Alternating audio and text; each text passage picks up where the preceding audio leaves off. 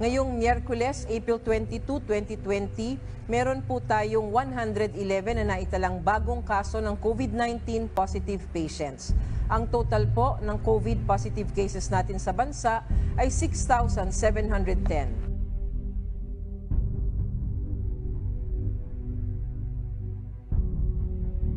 Balita, 285 ang nadagdag sa bilang na may COVID-19 sa bansa. As of 4 p.m., 7,579 na ang kabuuang bilang ng kumpirmadong may COVID-19.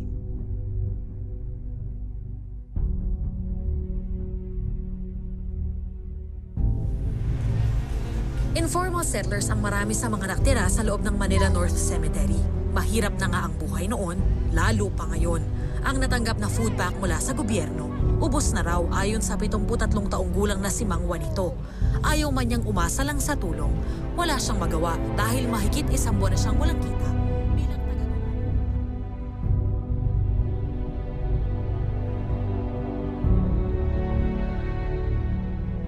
Based on the data from China, the vast majority of cases are not life-threatening. In 80% of cases, people experience only mild disease, but in 20% of cases, the disease can manifest in a more serious way. It can develop into quite a severe pneumonia where people need to be hospitalized and put on ventilators.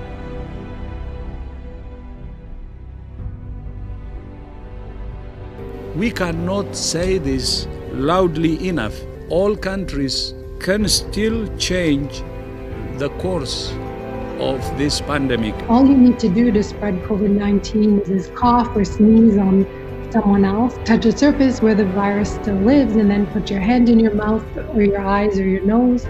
After getting infected, it can take an average of 5 to 6 days before you feel sick and your symptoms start to appear. But you can already spread it to people in that period, even if you feel healthy. Just as people realize they're sick, they seem to be at the most risk of passing it along to others. So diseases become really dangerous when everyone gets sick at once and the health system becomes overwhelmed.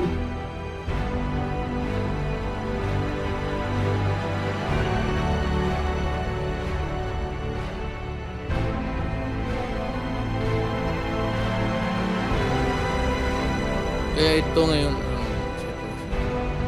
I'm just asking for disiplina.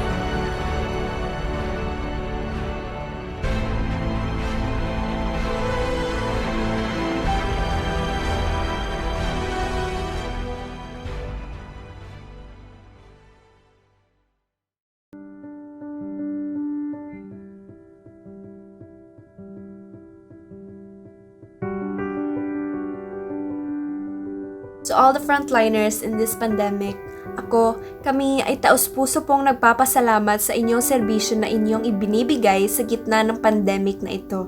Hello, kaya gusto lang din ako magpa-thank you sa tanang frontliners na nagsakripisyo sa ilang health sa ilang oras para makatabang sa tua para ma-prevent ang pagdaghan sa mga napositibo sa COVID-19. Thank you, Frontliners, for your sacrifices in the battle against COVID-19. You are already part of history as heroes.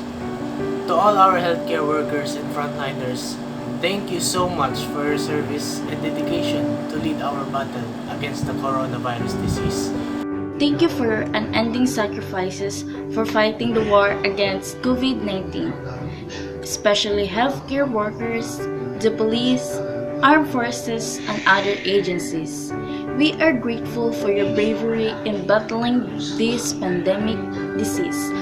To all our frontliners, healthcare workers, police and military personnel, supermarket attendants, food servers, janitors and cleaners, security guards and volunteers, thank you.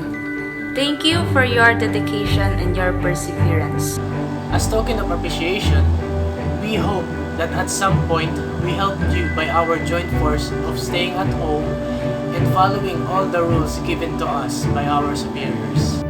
Sa pagsasakripisyo sa inyong buhay, sa oras sa pamilya, upang paglingkuran ang mga pasyente na nangangailangan ng inyong tulong. Kahit na ang bansa ay may kakulangan sa inyong mga pangangailangan, kagaya ng mga PPE, sapat na espasyo para sa mga pasyente, pinili niyo pa rin maging malakas upang paglingkuran ang masa. We really do appreciate all your efforts and sacrifices in the battle against this pandemic.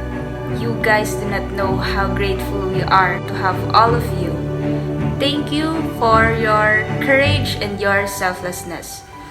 I do hope that this ends soon so you can spend more time with your family. Stay safe, stay strong. Thank you and God bless you all.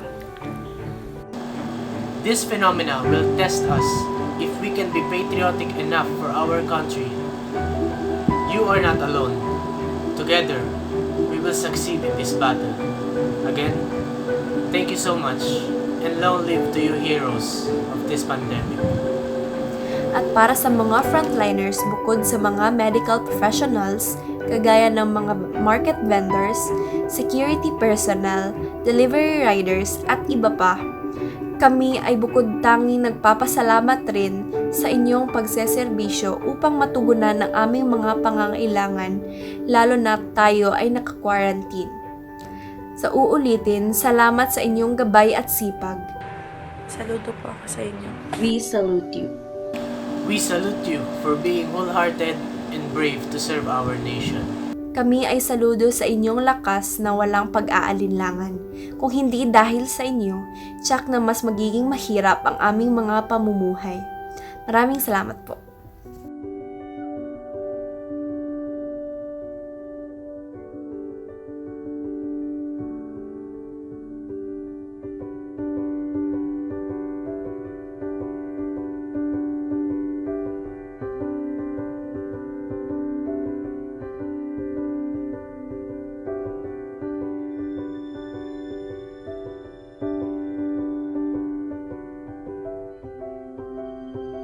You know that the best way to prevent the spread of coronavirus is to wash your hands.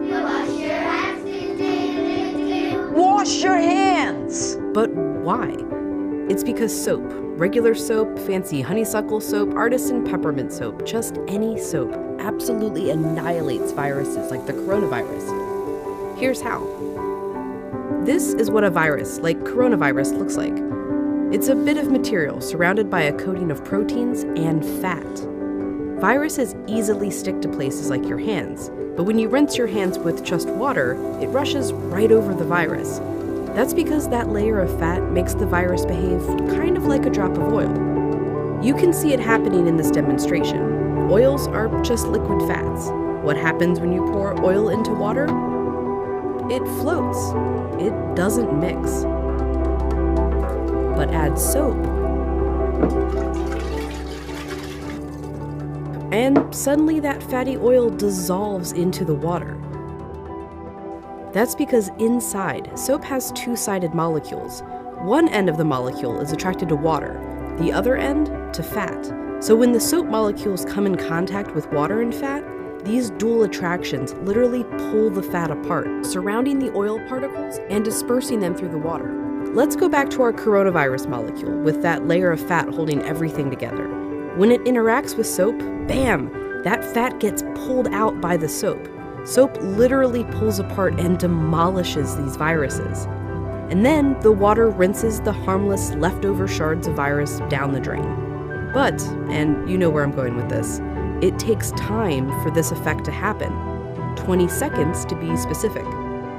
To show why, we ordered this lotion that mimics viruses and their fatty layers. It glows under a UV light. If you just rinse your hands under regular water, nothing comes off. If you wash with soap for just 5 seconds or 10 seconds, your hands are still covered. The virus is still there, able to get you and others sick. But 20 full seconds, now the soap is actually destroying the virus. Hand sanitizer works too because it's mostly alcohol, and alcohol works in a somewhat similar way to soap, breaking down that fatty layer. You need a high concentration of alcohol to make that work. The CDC recommends hand sanitizers with at least 60% alcohol. But even with 60% alcohol, the CDC recommends using soap if you can.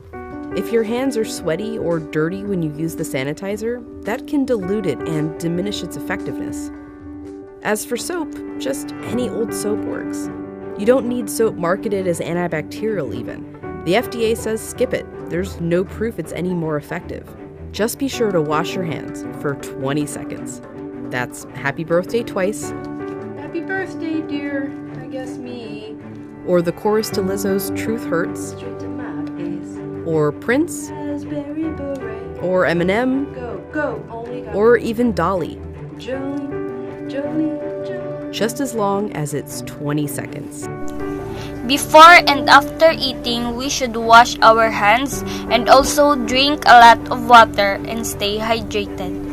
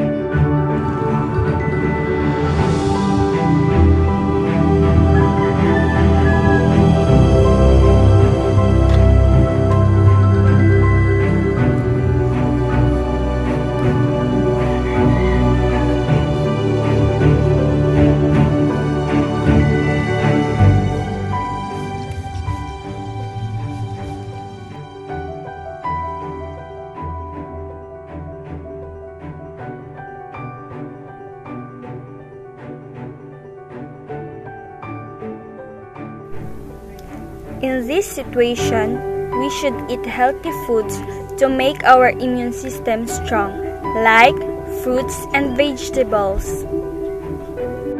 Aside from eating healthy foods, we should also take vitamins.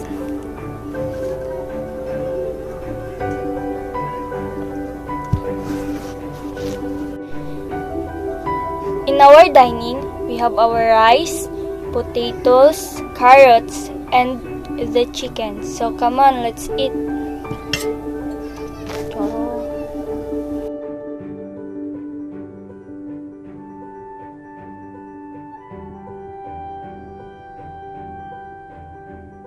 Ginawa namin tong video na to upang iparating ang aming pasasalamat para sa mga frontliners.